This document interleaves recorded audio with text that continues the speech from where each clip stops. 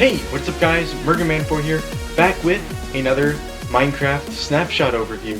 And today I'm going to be doing a quick overview of the very first snapshot for Minecraft 1.10.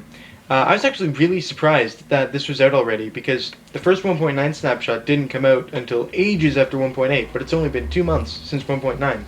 But I was very pleasantly surprised yesterday when I discovered there's a snapshot, and it doesn't add in a whole bunch, but it does add in some pretty cool stuff, as you can see right here. This first thing here is referred to as a fossil. They spawn underground in swamps and deserts, and basically they're structures that are made out of these new bone blocks, and they can either be in the shape of a spine or the shape of a skull, and there are 4 variants of each.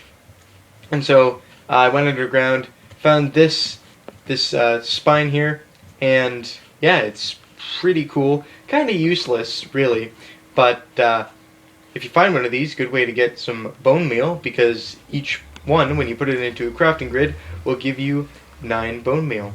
And these aren't just naturally spawning blocks, you can craft them along with these blocks here, and so as you can see, the bone block is crafted with 9 bone meal, and we have these 3 new nether blocks. Now we have the magma block, the nether wart block, and the red nether brick. And the magma block will actually spawn naturally, and to my knowledge, the nether wart and red nether brick blocks do not, but they're all craftable.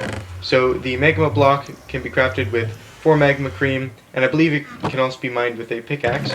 The red nether brick is crafted with 2 nether bricks, not the block, but as you can see, the item, and 2 nether warts. And the nether wart block is crafted with 9 nether warts. So both the nether wart block and the bone block are kind of ways of compact storage if you have a whole bunch of that. And they can also be used for decoration, although, I don't know, the bone block's kind of bland. And the nether wart block is kind of ugly, so I don't know, it's up to you to decide though. And actually, if we go into the nether here, you can see, after this loads up a bit, the magma blocks spawning naturally here, and you can see what happens when I walk onto it. It acts like a cactus. You don't get lit on fire, but you do take half a heart of damage every time. But it doesn't damage you if you sneak, or if you have the Frostwalker enchantment on your boots. I am not finding any, but another new change is that Endermen can now spawn in the nether. It's a very rare chance, but that makes them, I believe, the very first mob that is able to naturally appear in all 3 dimensions, which is pretty cool. Alright, another thing you may have noticed here are these things. These are called structure blocks, and the other thing that just happened there, I am not pressing space. That is a feature called auto jump, which has been ported over from the Pocket Edition, where if it's just a 1 block high jump, the game will automatically do the jump for you, so you don't have to press space. That's sometimes annoying while you're building, but for the most part it's a pretty useful feature, and you can just go into your options and turn it off there. Anyways, these are called structure blocks, and like command blocks, they can only be obtained through commands, and they can only be activated and destroyed in creative mode. So as you can see, there are 4 different types. We have data, save, load, and corner, and we also have this item here, which is the structure void, which can also only be obtained in commands. And I won't go into too much detail with these, but essentially they act like world edit within your vanilla Minecraft game. So why don't we take some of these and go check it out. Alright, so here I am in the desert above, and so I'm not entirely sure what the data one does, but it's the one that appears by default, and you can actually change it by just clicking here to the 4 different modes. So the main ones we're going to be using is save, load, and corner. Basically, save, if you have a structure, is you can input the position and the size of your structure, and it will save it as a schematic, which you can then place down later with load. So we're going to do that right now. And so relative position, it is on the same Y level, and it is 1 over on the X, and so the structure size is 3 by 3 by 3, and so as you can see, it's got a bounding box around it just so you can confirm that that is the proper size, and it is. You gotta have a name, and you press save, and there you go. So now this is saved as structure. Now if we go in here and we type in structure, and let's put the position as 4 above this, let's load it in, and so now it just gives you a test boundary box just so you can be sure that that's where you want to load it in. You press load again, and there you go. You have the exact same structure. Alright, next we have some new spawn eggs.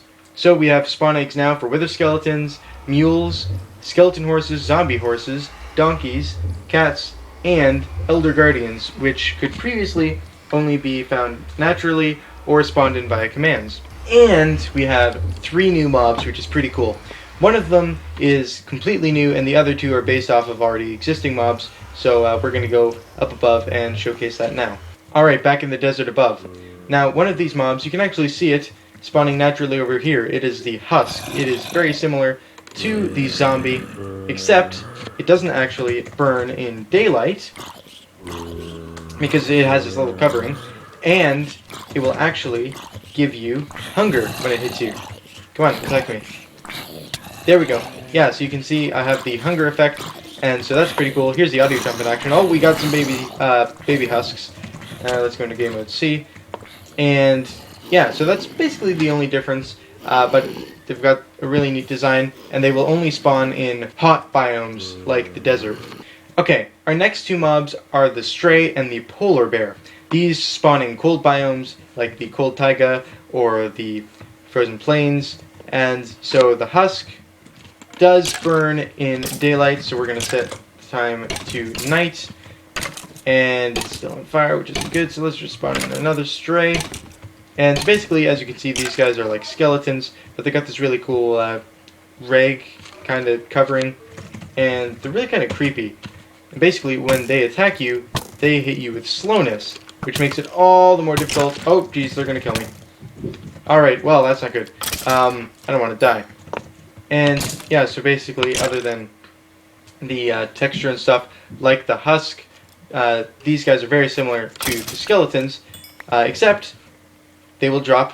They have a chance of dropping an arrow of slowness, which is pretty cool. Nice reward for your troubles. And once again, they only spawn in these cold biomes. And finally, we have the polar bear. These guys are pretty cool. They are neutral. So, oh wow, I did not realize how close to death I was. So probably a bad idea. They are neutral, except for if a cub is nearby. Yeah, if a cub is nearby, they will go after you. And you will probably die, because these things are pretty strong, I think. And I don't want to die.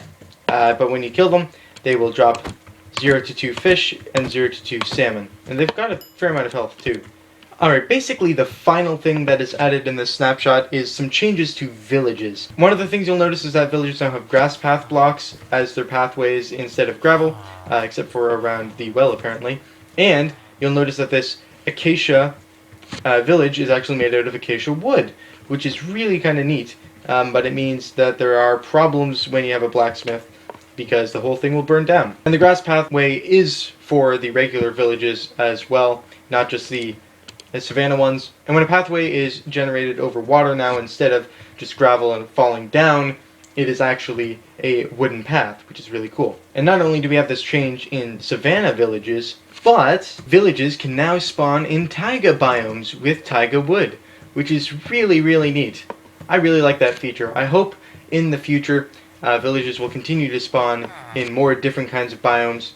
And yeah, but 1.10 is off to a really good start. I'm pretty excited for it already, even with the limited things that have been added in so far. And I'm really excited to see what future snapshots can bring. Anyways, guys, I hope you enjoyed. If you did, liking and subscribe is greatly appreciated. Tell me your thoughts on the snapshot down in the comments below. And thank you guys so much for watching. So, Merkin Man 4, over and out. I'll see you guys later.